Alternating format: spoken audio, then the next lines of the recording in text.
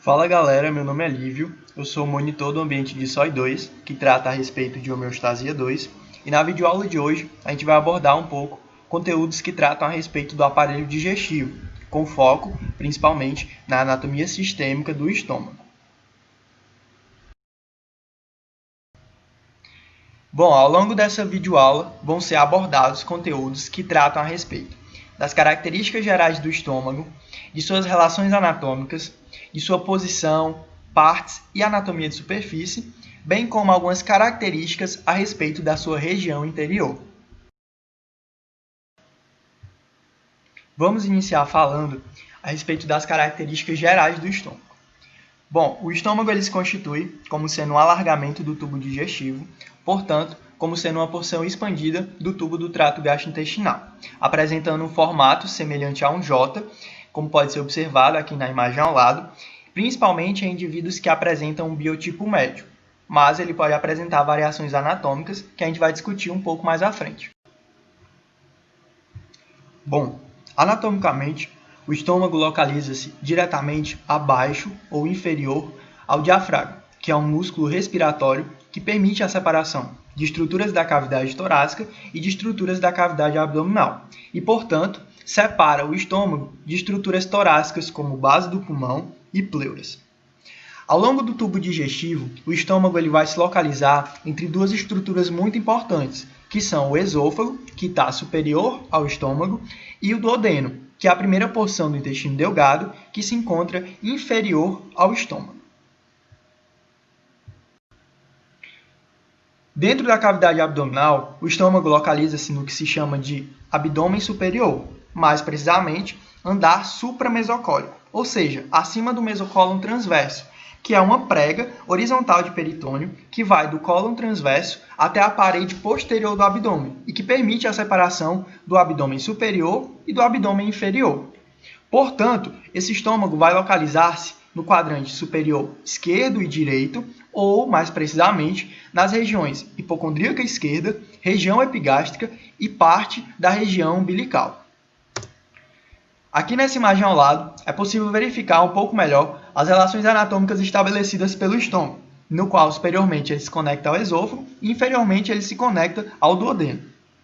O estômago apresenta como principal função atuar na digestão enzimática dos alimentos, preparando-os química e mecanicamente para que eles possam ser convertidos em uma mistura semilíquida, denominada de quimo.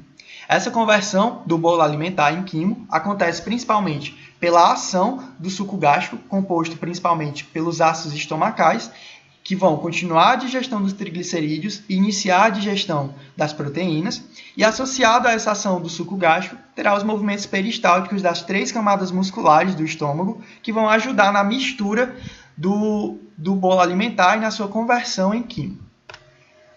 Quando esse quimo estiver completo e o duodeno estiver preparado para receber esse bolo alimentar, no caso, esse quimo, é que o estômago vai permitir sua liberação para essa região. Até que essa preparação aconteça, o estômago vai atuar também promovendo um armazenamento. Além disso, o estômago constitui-se como sendo a parte mais distendível do tubo do trato gastrointestinal.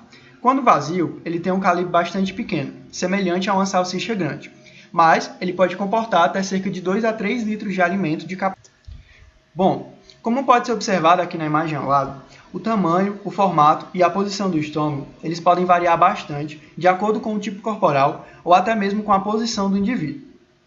A posição mais comum do estômago em uma pessoa de biotipo médio é esse estômago ortotônico, onde ele apresenta uma localização no abdômen superior e um formato de J, como a gente havia discutido anteriormente.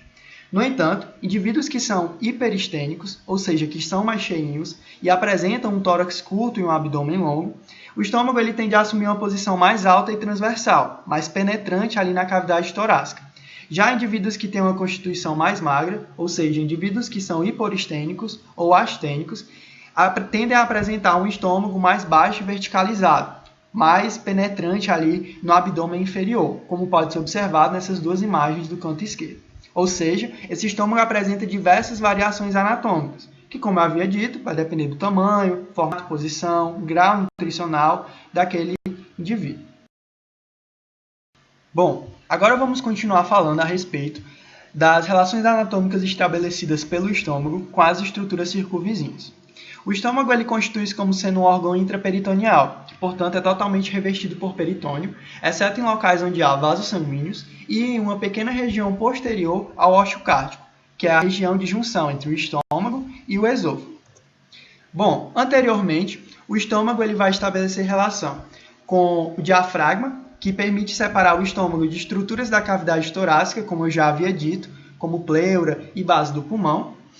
Na parte superior e esquerda, ele vai estabelecer contato com a superfície gástrica do baço e na sua porção direita vai estabelecer contato com os lobos esquerdo e quadrado do fígado, além de estabelecer contato com a parede abdominal anterior.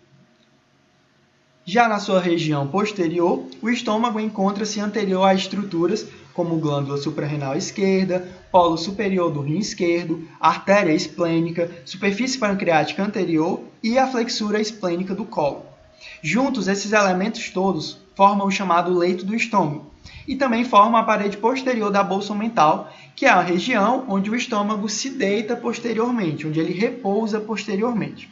Além disso, na sua região inferolateral, o estômago estabelece relação com o cólon transverso e também com o mesocólon transverso, que permite justamente a separação daquele andar superior do abdômen e do andar inferior do abdômen, no qual o estômago localiza-se no andar superior.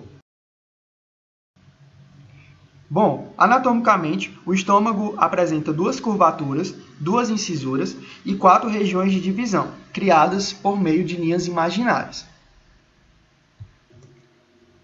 Bom, de início, o estômago apresenta duas curvaturas, uma curvatura menor e uma curvatura maior.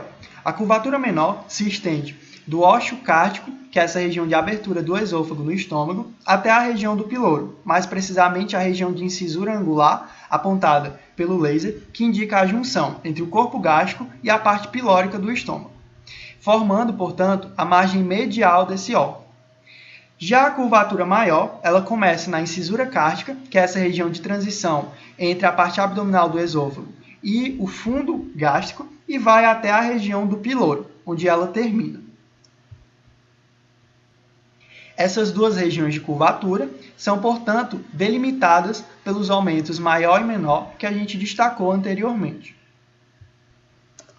Além disso, o estômago apresenta dois ossos. O ósseo cárdico, que é o orifício de abertura do esôfago no estômago, e o ósseo pilórico, que é o orifício de abertura do estômago no duodeno. Essa região do ósseo cárdico apresenta a chamada junção gastroesofágica, que marca justamente a presença de um epitélio de transição entre o escamoso do esôfago e o colunar do estômago. Essa região está intimamente relacionada com a fisiopatologia do refluxo gastroesofágico, que promove uma metaplasia do epitélio escamoso do esôfago em um epitélio colunar semelhante ao do estômago, associando-se também à fisiopatologia do esôfago de barreiro. Quanto à divisão anatômica do estômago, é possível observar as 4 regiões no qual ela é dividida. Tem a região da cárdia, que corresponde à parte que circunda o ósseo cárdico ao nível da 6ª cartilagem costal, a região de fundo gástrico, que é a parte superior e dilatada, que se relaciona com a cúpula diafragmática esquerda, e nessa região podem ser acumulados alimentos, líquidos e até mesmo gases, relacionando-se com a questão da visualização da bolha gástrica aos exames de imagem. Tem a região de corpo, que corresponde à região principal e maior, localizando-se entre o fundo e a região pilórica. Aqui nessa outra imagem, a gente vai visualizar a porção final do estômago, que é chamado de região pilórica, onde pode ser observado o antro pilórico, que é a região inicial e mais alargada dessa região pilórica, que se liga ao canal pilórico, que corresponde à porção final e mais estreita. E também é possível visualizar o piloro, que corresponde a essa região esfincteriana distal, que controla a saída do conteúdo gástrico do estômago para o duodeno.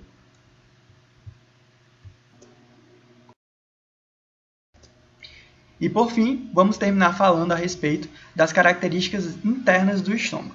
Na porção interna, é possível verificar que a mucosa gástrica apresenta uma coloração vermelha acastanhada em praticamente toda a sua extensão, com exceção da região do piloro, justamente porque ela marca a transição entre o estômago e o duodeno. Na superfície interna desse estômago é possível verificar glândulas que secretam muco, que vão atuar protegendo o epitélio estomacal da ação do suco gástrico, dos ácidos estomacais. Além disso, é possível verificar também a presença de pregas que são semelhantes a estrias ou rugas, que são bastante evidentes principalmente na região do corpo gástrico, como pode ser verificado aqui na imagem apontada pelo laser.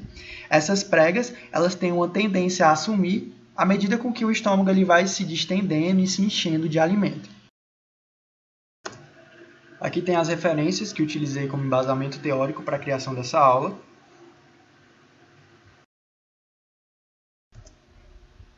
Bom, e por hoje é só. Espero ter contribuído com o conhecimento de vocês e até a próxima.